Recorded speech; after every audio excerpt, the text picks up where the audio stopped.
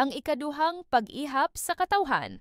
Tapos sa kamatay ang Ginoo miingon kang Moises ug kang Eleazar ang anak ni Aaron nga pari ifa ang tibuok Israel gikan sa nagpanuigon og 20 og pataas gikan sa tagsa-tagsa nila kabanay nga makahimo sa pag-adto sa gubat. Ug gisulti kini ni Moises ug ni Eleazar nga pari ngadto sa katawhan nga didto sa kapatagan sa Moab daplin sa Jordan didto sa Jericho.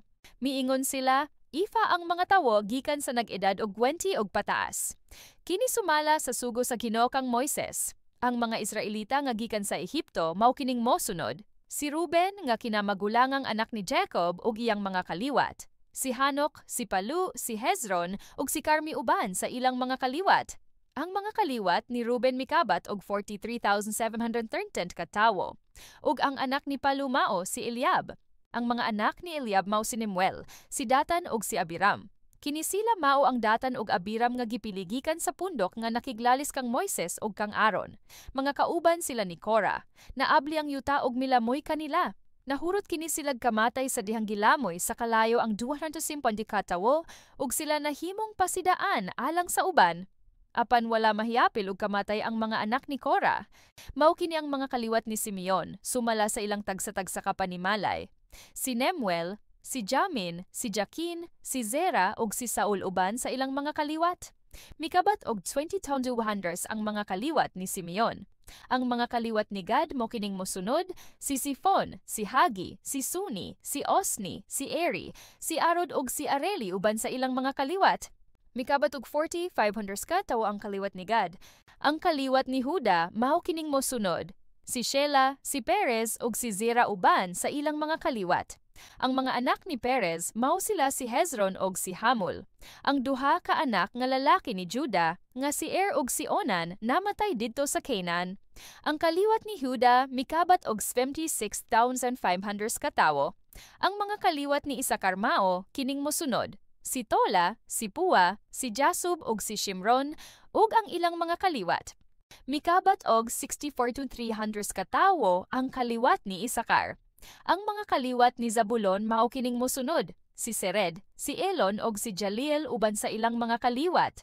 Mikabat og 6,500 ka tawo ang mga kaliwat ni Zabulon.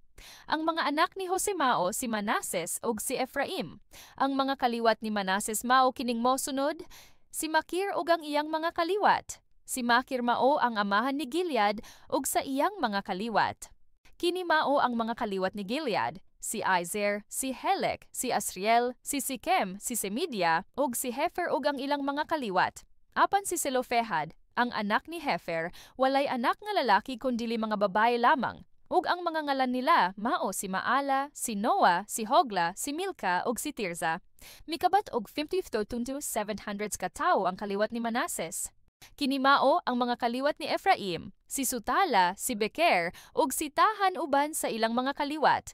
Ug kini mao ang mga anak ni Sutala, si Heran ug ang iyang mga kaliwat. Mikabat og 32,500 ka tawo ang mga kaliwat ni Ephraim. Mao kini ang mga banay nga kaliwat ni Jose. Ang mga kaliwat ni Benjamin mao kining mosunod, si Bela, si Asbel, si Ahiram, si Sefufam ug si Hufam uban sa ilang mga kaliwat. Ug ang mga anak ni Bela mao si Ard ug si Naaman uban sa ilang mga kaliwat. Mikabat og 45,600 katawo ang tanang kaliwat ni Benjamin. Ang mosunod mao ang mga kaliwat ni Dan, si Suham ug ang iyang mga kaliwat. Mikabat og 64,400 katawo ang mga kaliwat ni Suham. Ang mga kaliwat ni Aser mao kining mosunod, si Imna, si Hesui ug si Berias ug uban sa ilang mga kaliwat. Ang mga kaliwat ni Berias mao kini, si Heber ug si Milkiel uban sa ilang mga kaliwat. Ug ang anak nga babaye ni Aser mao si Sara. Mikabat og 53,400 ka tawo ang tanang kaliwat ni Aser. Ang mga kaliwat ni Neftali mao kini, si Hesiel, si Guni, si Jeser ug si Silim uban sa ilang mga kaliwat. Mikabat og 45,400 ka tawo ang mga kaliwat ni Neftali. Ang katawhan sa Israel mikabat og 601,730 ka tawo.